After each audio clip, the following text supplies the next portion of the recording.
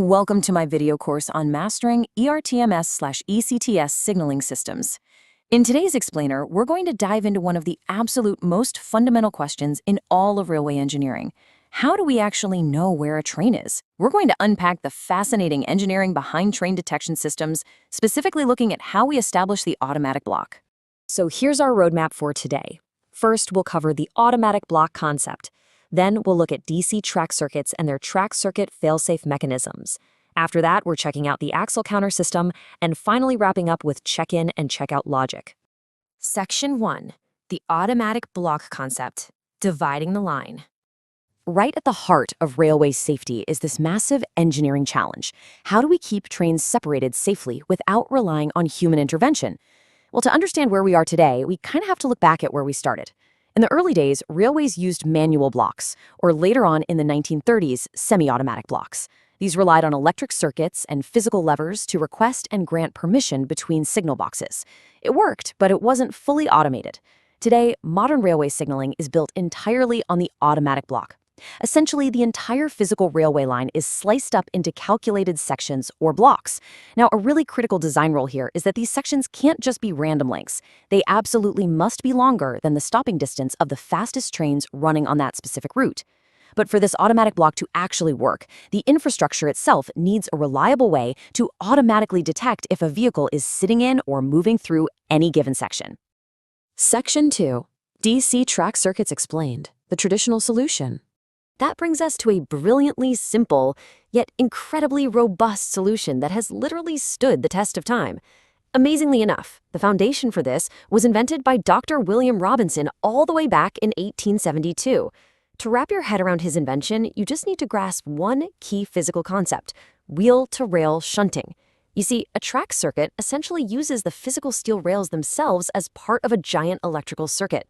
When a train enters a block, its heavy metal wheels and that thick steel axle connecting them bridge the gap between the left rail and the right rail. This creates a direct electrical connection, a literal short circuit, between the two running rails. Let's picture how all these components actually come together in an unoccupied state. The block section itself is defined at each end by insulated joints right on the rails. These joints are absolutely crucial because they provide electrical insulation, separating this specific track circuit from the adjacent tracks. On the left side of this setup, we have our signal source, usually a battery hooked directly to the rails. Then, on the right side, at the far edge of the block, we have our receiver, which is a relay. Now, let's trace the normal flow of electricity when no train is around. Direct current is pumped out by the battery. It travels all the way down one of the running rails, goes through that receiver relay at the far end, and loops back via the other rail. Because the current is successfully making that full trip and flowing through the relay becomes energized. In signaling terminology, we say it is picked up. When this relay is picked up, it completes a secondary circuit that flips on the green clear signal light. So the system is actively, continuously confirming that the track is empty. Section 3. Track circuit failsafe mechanisms, designing for safety. But what happens when a massive train rolls into this section? This is where we see the true genius of the track circuit. It's not just a detection system, it is a primary safety mechanism. Let's contrast the two states. In the unoccupied state, current flows perfectly to the relay, keeping our signal nice and green. But the second a train enters the block, its wheels and axles connect those two running rails together. And since electricity always takes the path of least resistance, the current flows straight through the train's axle instead of traveling all the way down the track to the relay. It literally shorts the battery. This instantly drops the current going to the relay down to zero. The relay loses power, or drops, which turns off the green light and triggers the red light, proving the block is occupied. There's also a series resistor placed with the battery just to protect it from burning out during this constant shorting when a train is sitting there. So here is the absolute crucial takeaway. This system is inherently fail-safe. Just think about the sheer simplicity of that design for a second. If absolutely anything goes wrong, a rail physically breaks, a wire snaps, the battery dies, or the whole area loses power, the current stops flowing to the relay drops, a red signal or a completely dark signal is displayed. And as we know in railway signaling, a red or dark signal must always, without exception, be interpreted as a stop command.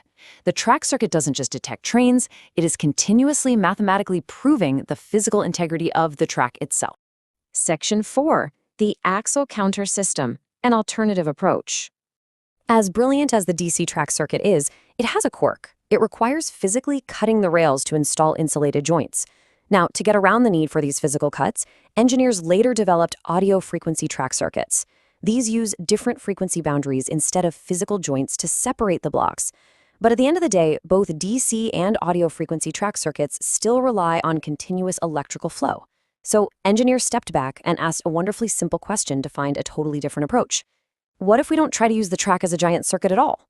What if we just count the wheels going into a block and count the wheels coming out?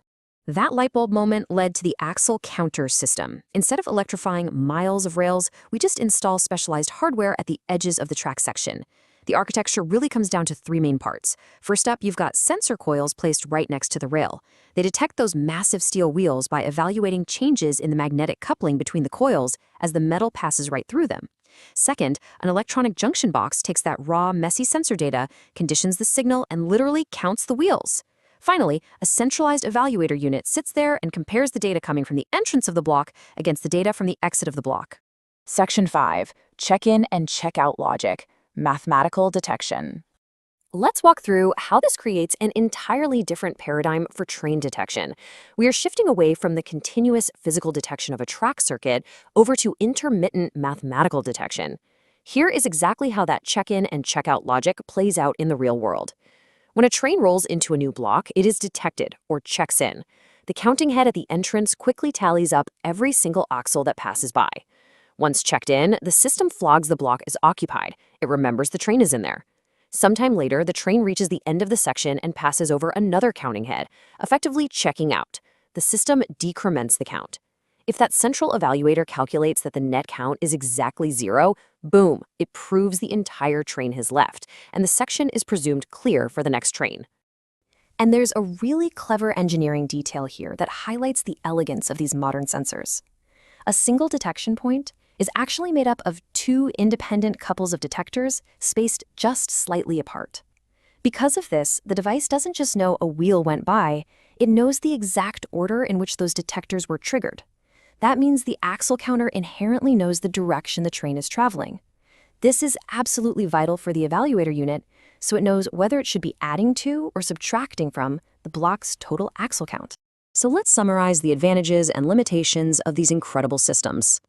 Looking at track circuits, whether we're talking about DC or audio frequency, their distinct advantage is continuous physical detection. They are constantly monitoring the block and the actual integrity of the rail itself. But their main limitation is that they require continuous electrical flow and, in the case of DC, physically insulated rail joints. On the flip side, we have axle counters. They use intermittent mathematical detection through that check-in and check-out logic. While they have the limitation of not actively proving the rail is physically unbroken, their advantages are huge. They are highly reliable, they completely eliminate the need to cut rails for insulated joints, and they are an absolute game changer when working in highly complex track layouts. Ultimately, whether a railway uses traditional DC track circuits, audio frequency track circuits, or modern axle counters, the fundamental philosophy of railway engineering remains exactly the same.